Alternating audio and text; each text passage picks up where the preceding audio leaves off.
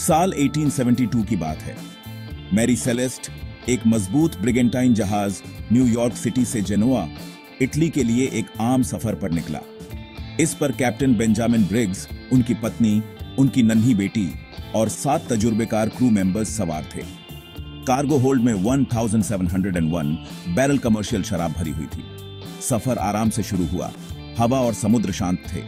Captain Briggs, जो एक बहुत ही अनुभवी नाविक थे और जिनकी नेकनामी दूर दूर तक थी, उन्होंने जहाज की प्रगति को अपने लॉगबुक में ध्यान से लिखा। आखिरी प्रविष्टि, जो 24 नवंबर की थी, मैरी सेलेस्ट को नॉर्थ अटलांटिक में अजोरेस आइलैंड्स के पास दिखाती है। किसी को भी अंदाजा नहीं था कि ये आम सफर जल्द ही समुद्री इतिहास के सबसे बड़े रहस्यों में से एक बन जाएगा। 5 दिसंबर 1872 को ब्रिटिश ब्रिगेंटाइन डे ग्राटिया ने अजोरेस के पूर्व में लगभग 400 मील दूर एक जहाज को बिना दिशा के बहते हुए देखा। यह दृश्य बेहद अजीब और चिंताजनक था। यह मैरी सेलेस्ट थी, जो आंशिक रूप से खुले पालों के साथ बेतरतीब ढंग से चल रही थी। जहाज की हालत देखकर ऐसा लग रहा था जैसे इसे अचानक छोड़ दिया गया हो। डे ग्राटिया के कैप्टन मोरहाउस ने जहाज को पहचानते हुए एक बोर्डिंग पार्टी को जांच के लिए भेजा। वे जानना चाहते थे कि आखिर इस जहाज पर क्या हुआ था। जो उन्होंने देखा, उससे उनके रोंगटे खड़े हो गए। जहाज पर कोई भी नहीं था और यह दृश्य बेहद डरावना था। मैरी सेलेस्ट अजीब तरह से वीरान थी।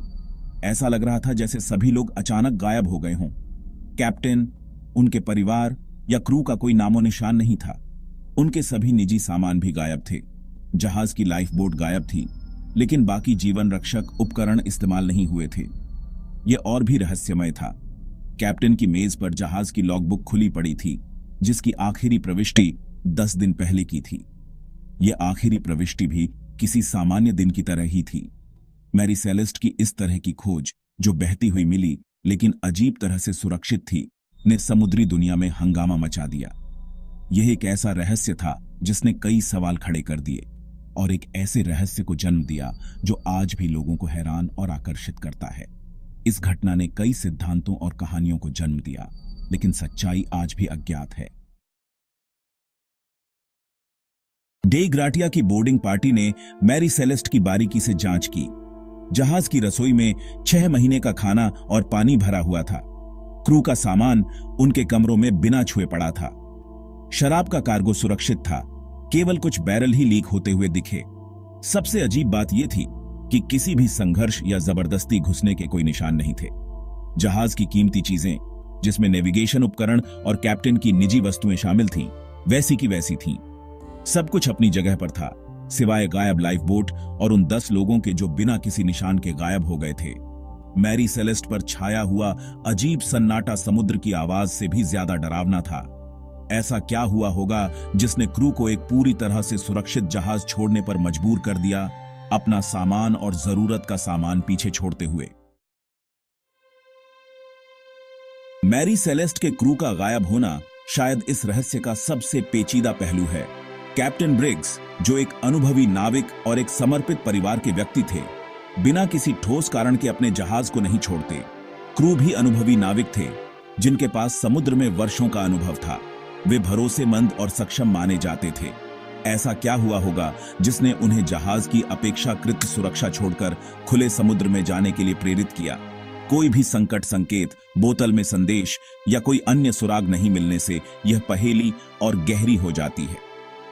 मैरी सेलेस्ट के क्रू का भाग्य समुद्री इतिहास में एक भयानक प्रश्न चिन्ह बना हुआ है। 5वां भाग, सुरक्षित माल रहस्य और गहराता है। मैरी सेलेस्ट के रहस्य का एक और उलझाऊ पहलू है उसके माल की स्थिति।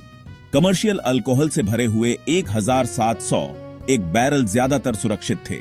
केवल कुछ बैरल ही लीक होते हुए दिखे। यह जानकारी जहाज को छोड़ने के पीछे के कई सिद्धांतों पर सवाल खड़े करती है।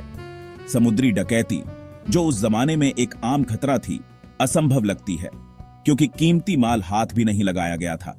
विद्रोह भी असंभव लगता है क्योंकि क्रू ने शायद अल्कोहल, जो एक मूल्यवान वस्तु थी, को लूट लिया होता। तथ्य यह है कि माल ज्यादातर सुरक्षित था। बताता है कि मैरी सेलेस्ट के साथ जो भी हुआ वह लालच या हताशा से प्रेरित नहीं था। यह पहले से ही उलझाऊ रहस्य में जटिलता की एक और परत जोड़ता है। छठा भाग समुद्री डकैती के सिद्धांत, क्या उन पर समुद्र में हमला हुआ था? यह सवाल हमेशा से ही रहस्य बना हुआ है। मैरी सेलेस्ट को छोड़ने के पीछे शुरुआत में रखे गए सिद्धांतों में से एक था समुद्री डकैती। यह एक ऐसा विचार था जो उस समय के खतरनाक समुद्री माहौल को देखते हुए काफी प्रासंगिक लगता था। समुद्र, खासकर 19वीं शताब्दी में, खतरे से भरे हुए थे और समुद्री डाकुओं के हमले असामान्य नहीं थे। समुद्री डाकू अक्सर व्यापारिक जहाजों को निशाना बनाते थे। हालांकि मैरी सेलेस्ट की स्थिति पर विचार करने पर समुद्री डाकू के हमले का सिद्धांत जल्दी ही कमजोर पड़ जाता है। जहाज पर कोई संघर्ष के निशान नहीं थे। जहाज समुद्र में चलने लायक हालत में मिला था, जिसमें संघर्ष या चढ़ाई के कोई निशान नहीं थे।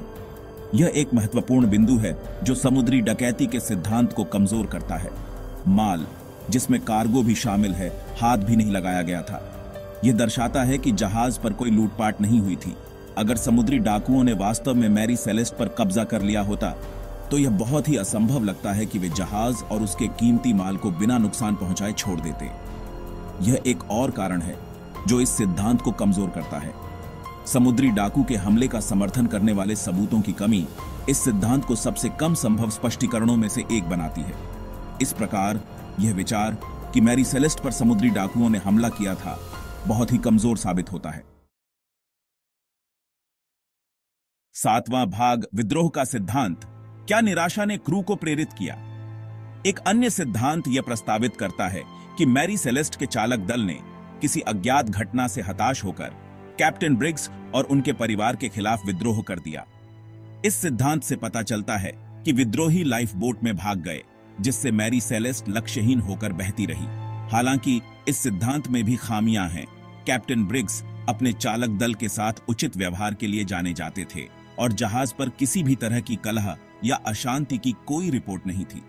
इसके अलावा चालक दल अनुभवी नाविक थे जो समुद्र के बीच में जहाज छोड़ने के खतरों को समझते थे। जबकि विद्रोह को पूरी तरह से खारिज नहीं किया जा सकता है, एक स्पष्ट मकसद की कमी और इसमें शामिल अंतर्निहित जोखिम इस सिद्धांत को कम संभावित बनाते हैं। आठवां भाग प्राकृतिक घटनाएं, क्या प्रकृति दोषी हो सकती है? कुछ सिद्धांत मैरी सेलेस्ट को छोड़ने के संभावित स्पष्टीकरण के रूप में प्राकृतिक घटनाओं की ओर इशारा करते हैं। इनमें से कुछ घटनाएं इतनी शक्तिशाली और अप्रत्याशित हो सकती हैं कि वे किसी भी जहाज को खतरे में डाल सकती हैं। ऐसा ही एक सिद्धांत बताता है कि एक जलस्तंभ बादलों से भरे पानी का एक शक्तिशाली स्तंभ जहाज से टकराया, जिससे चालक दल पानी में गिर गया और जहाज अपेक्षाकृत रूप से सुरक्षित रहा। जलस्तंभ की ताकत इतनी अधिक हो सकती है कि यह किसी भी जहाज को पल भर में तबाह कर सकती है। एक अन्य सिद्धांत यह प्रस्तावित करता है कि अल्कोहल के माल से मीथेन गैस के अचानक निकलने से ज्वलनशील हवा की एक थैली बन गई, जिससे एक छोटा विस्फोट हुआ जिसने चालक दल को जहाज छोड़ने के लिए मजबूर कर दिया।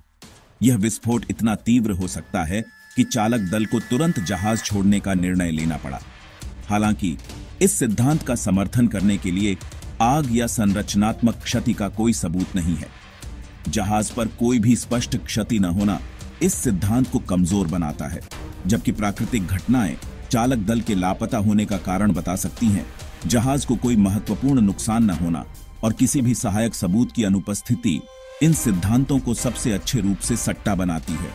इन घटनाओं की संभावनाओं को पूरी तरह से खारिज नहीं किया जा सकता, लेकिन वे पूरी तरह से साबित भी नहीं होती।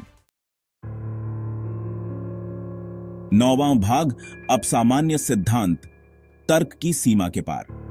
मैरी सेलेस्ट को घेरने वाली रहस्यमय परिस्थितियों ने कई अपसामान्य सिद्धांतों को भी जन्म दिया है। कुछ का मानना है कि जहाज पर एक विशाल स्क्विड या समुद्री राक्षस द्वारा हमला किया गया था, जबकि अन्य अनुमान लगाते हैं कि चालक दल को एलियंस द्वारा अपहरण कर लिया गया था। जबकि ये सिद्धांत कल्पना को पकड़ते हैं, उनके पास कोई वैज्ञानिक आधार या विश्वसनीय सबूत नहीं है। समुद्र की विशालता और 19वीं सदी की तकनीक की सीमाओं ने इन सिद्धांतों का निश्चित रूप से खंडन करना असंभव बना दिया है। हालांकि किसी भी ठोस प्रमाण की कमी और अटकलों पर निर्भरता इन अपसामान्य सिद्धांतों को तथ्य के बजाय कल्पना के दायरे में ले जाती है। 10वां भाग एक स्थायी पहेली, इतिहास पर मैरी सेलेस्ट की पकड़। कई जांचों, पूछताछों और सिद्धांतों के बावजूद मैरी सेलेस्ट का रहस्य अनसुलझा ही है।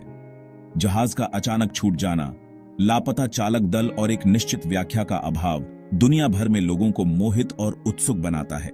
मैरी सेलेस्ट समुद्र की अप्रत्याशित प्रकृति और रहस्य की स्थायी शक्ति के प्रमाण के रूप में खड़ी है। जहाज की कहानी एक निरंतर अनुस्मारक के रूप में कार्य करती है कि उन्नत तकनीक और वैज्ञानिक समझ के युग में भी अभी भी ऐसी पहेलियां हैं जो तर्कसंगत व्याख्या को चुनौती देती हैं। मैरी सेलेस्ट की कथा आने वाली पीढ़ियों तक बनी रहेगी, अनगिनत पुस्तकों, फिल्मों और वृत्तचित्रों को प्रेरित करेगी, यह सुनिश्चित करते हुए कि यह समुद्री पहेली मानव कल्पना के समुद्रों को पार करती रहे।